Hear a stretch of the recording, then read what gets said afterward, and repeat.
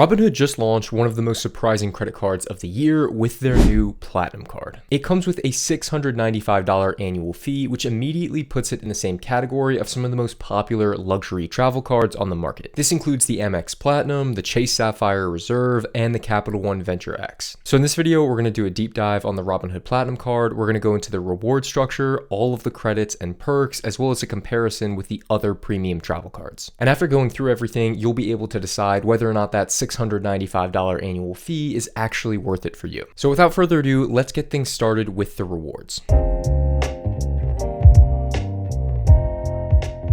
So with the Robinhood Platinum, the reward structure is actually pretty interesting, and in some categories, they're also quite competitive. First up, and maybe most notably, the Platinum is going to give you 5% cash back on all dining purchases. That's a very strong multiplier, especially when you consider that most other cards, including the best everyday spending cards, will usually only give you a max of around 3 to 4% on dining. Now, of course, since this is a travel credit card, you're also going to have great travel multipliers, and that's going to include 5% cash back on flights, as well as 10% cash back on both hotels and rental cars. However, the big catch with those multipliers is that you're only going to be eligible to get them if you book your flights and hotels through the Robinhood travel portal. So if you do want to book any travel direct, you're going to be stuck with that flat 1% cash back. And that's going to be the same with all other purchases outside of those bonus categories of dining and travel. You're going to get a flat 1% cash back. And while those multipliers on dining and travel are really solid, I wouldn't say that the Platinum is a great everyday spending card because you'd be stuck with 1% cash back in important categories like gas, groceries, and retail. But one key aspect of the Robinhood Platinum card is how your rewards can actually be used. And that's because Robinhood is first and foremost an investing platform, so all of your rewards can be deposited directly into your brokerage account. So instead of immediately spending your rewards, which maybe you would with other cards, you can use this to supplement your investments and let them grow over time. And that's an option that you don't really have directly available with many other cards. Now let's talk about the credits and perks, because that's usually where these luxury cards try and justify their higher annual fees.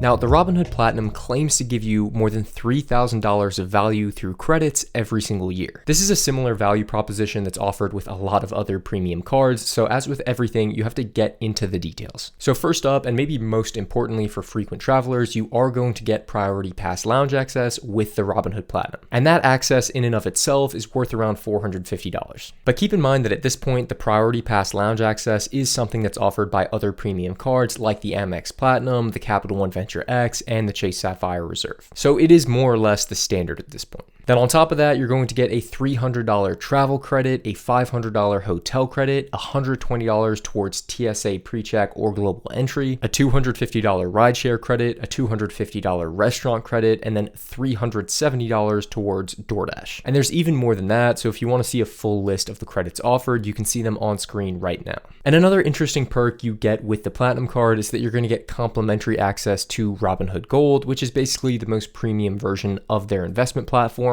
This is going to give you access to margin investing if that's something you'd ever be interested in, and it also unlocks a higher APY with your unused cash in the Robinhood account. But while a lot of those credits and perks sound great at first listen, there are some important limitations that you need to be wary of. First up, that $300 travel credit is actually separated into two $150 credits every 6 months. So if you only travel once per year, this isn't really going to be a great credit for booking a more expensive flight. Similarly, the $500 hotel credit is separated into two $250 credits every 6 months, and there's a 2-night minimum stay requirement. Also, I thought this was very sneaky from Robinhood. That $500 hotel credit only actually applies to more luxury hotels. If you're staying at a hotel that they don't consider to be luxury, it's actually only $200 annually, so $100 in credit every 6 months. So this credit offers a lot less utility than it would if it was just a $500 annual credit towards any hotel stay. And then another one I found annoying was that the $250 restaurant credit can only be applied at specific restaurants, which makes sense. That's similar to a lot of other cards, but more annoyingly, it can only be applied in $20 monthly increments. In other words, you can't use this credit to cover 1 or 2 really nice meals from a restaurant. You can only use it to cover $20 of spend at any given restaurant per month. For a lot of people, I think that almost guarantees that some of that credit may go unused at the end of the year. And so I think a lot of people might find some of these credits to be a little bit more frustrating than they anticipated when they actually go to use them. But the real question is, how does this card stack up against the competition? So let's compare it to the other premium travel cards.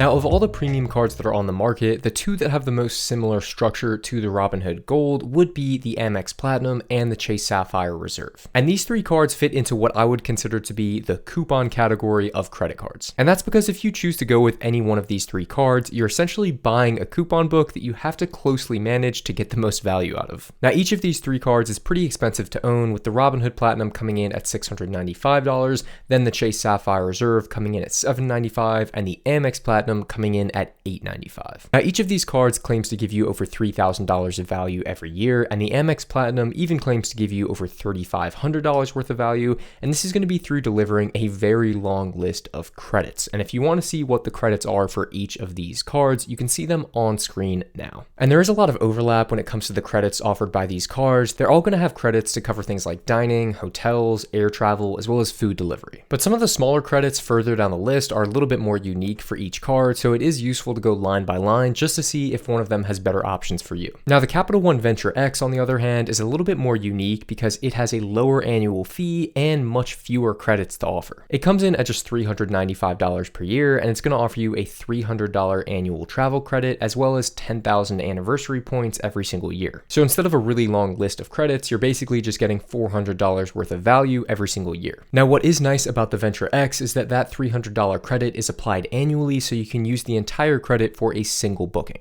This just makes it a lot easier to redeem the full value of the credit every year without having to leave money on the table. And also, the Capital One Travel Portal does offer a price match, so you don't have to worry as much about overpaying for flights or hotels like you might have to worry if you were booking direct through the Robinhood portal. And speaking about booking travel, it is also very important to note that American Express, Chase, and Capital One all have dedicated airline transfer partners. So what a lot of people do is they accumulate rewards points on these cards, and then they end up just transferring their points to an airline where they can book direct and occasionally get better value. Robinhood, on the other hand, does not currently have any airline or hotel transfer partners. So that means your only two main ways for redeeming rewards is going to be booking travel through the Robinhood travel portal or just redeeming your rewards as cashback straight to your brokerage account. So if you think you'd be a fan of that cashback to investing pipeline, then the Platinum might have some utility for you. But if you're a frequent traveler and you want to have the flexibility to transfer your points to other airlines, you're not going to get that here. Now, another important comparison that we haven't touched on yet just happens to be with another Robinhood credit card, which is the Robinhood Gold Card. And for those who don't know, the Gold Card is actually Robinhood's first credit card that released a couple years ago. And in many ways, the Gold Card may be the more accessible option for a lot of people. And that's partially because the Gold Card has a much lower cost. All you need to be eligible to get the Gold Card is a Robinhood Gold account,